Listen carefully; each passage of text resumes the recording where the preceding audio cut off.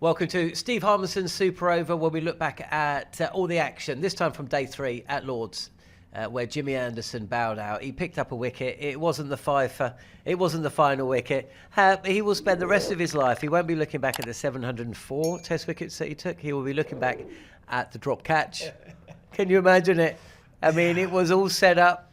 He'd given the ball. Gus Atkinson had actually, maybe not the first bowler in the history of the game, to actively try not to take a wicket, but you know what I mean. He'd taken the 9th wicket, Gus. He then spent 4 balls trying not to take the 10th wicket. Over to you, Jimmy. First ball, Julie, obliged by the number 11, hits it straight back to Jimmy, who clangs it. He clanged it, yeah. It would be ideal if I'd come the other side. We'd commented on it at the time. He's bowling around the wicket, so when I'm bowling around the wicket, it's come on the inside, so it's his left hand. If he's bowling from over the wicket, that comes to his right hand, and the likelihood is he catches it with his one hand because it's his dominant hand, or he pushes it up and he manages to grab it at the second attempt.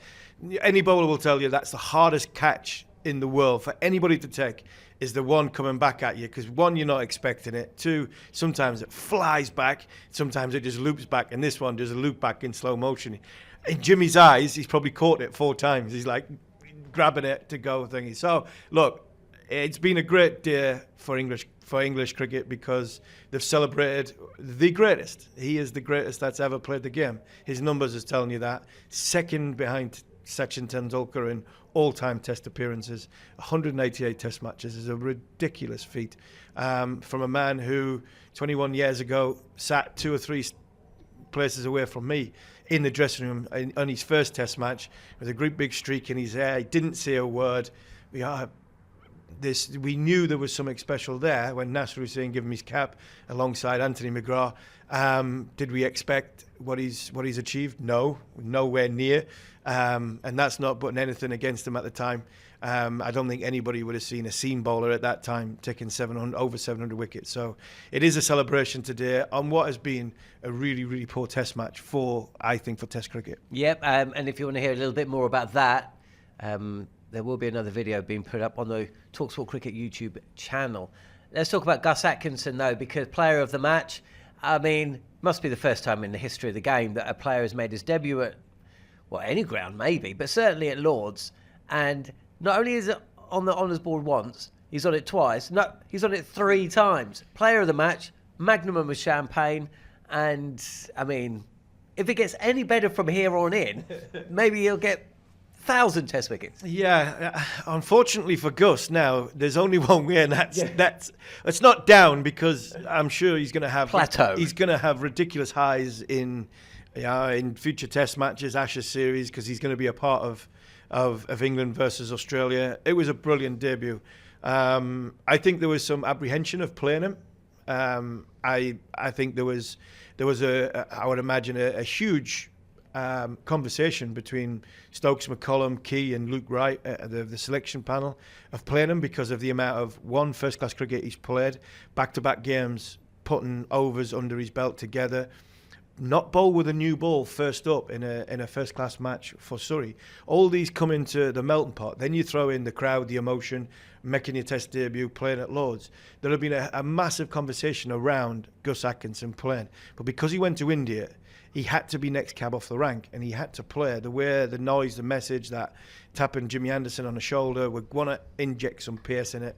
I thought he was absolutely brilliant. And when you look at it, put the West Indies aside to a second, because they weren't very good. They were really, really poor. But I sat here on day 1 watching Gus Atkinson bowl. And if he bowled against Australia, if he bowled against New Zealand, South Africa, any other top order in world cricket, I think he still would have been player of the match, because the areas he bowled, the velocity he bowled, the pace he bowled it at, and the skill level he showed, he would have asked loads and loads of questions, even of top players, because he used the slope here brilliantly. So I still think he would have got a lot of wickets. Whether he would have gotten 12 in a match, 11 in a match, who knows? But I still think his skill sets during this game take the West Indies batters away and replace them with Indian batters, like Australian batters or whoever. I still think he would have caused a lot of headaches to top batters, and that, for me, was a great sign. He's also caused a little bit of a problem, because I think we were all in agreement that come the second test at Trent Bridge, he probably wouldn't play.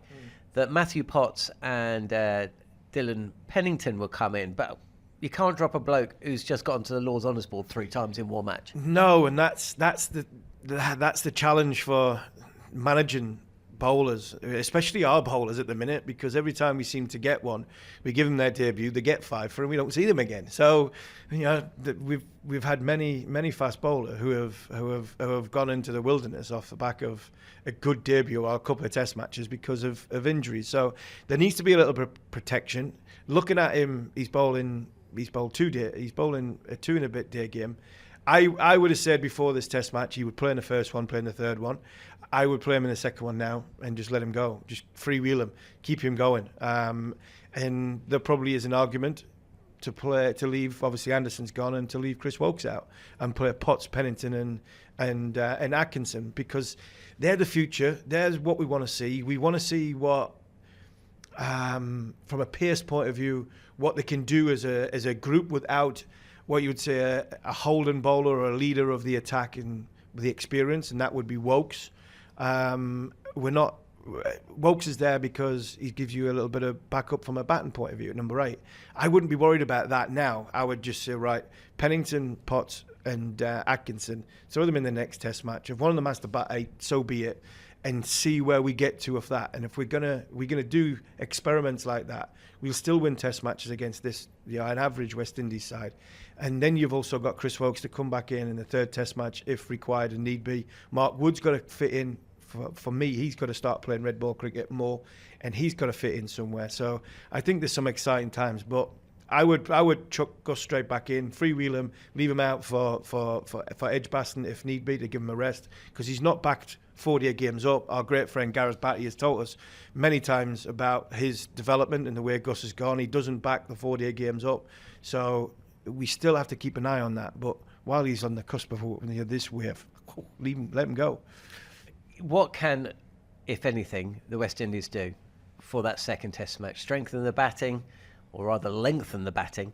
It looks like they'll have to make one change. Unlikely that Shamar Joseph, who only arrived in the country on Sunday on Monday, pulled up twice with looked like a hamstring issue. So you'd imagine there'd be a bowling change there, and Jason Holder at 6, maybe one position too high for him. So what do you think they can do? And also, will they be better for this experience as well? Getting a test match under their belt, and that's a bit of a cliche, but, they would have come up against the England bowlers once. You'd imagine that they would go again. They'd be just in a little bit of a better shape. Yeah, I think they'll be in a better shape for the run out. I think Holder's too high. He's one too high. I don't think Silva goes above him. De Silva goes above him. I think they have to bring in another batter. They've got, I think, enough bowling if they go with just the 4 bowlers. Jamari Lewis, who obviously I've known really, really well and closely for the last 18 months, he can bat a bit, but he'd bat similar to Moti, possibly a little bit better. So he comes in from an all-round number 8, number 9 point of view. But I think they still need another batter. Put in another opener, everybody come down one, because at this minute in time, well, England have won a test match by an innings and 100 runs, or over 100 runs, isn't it? And they haven't even gotten 400. So runs is the problem.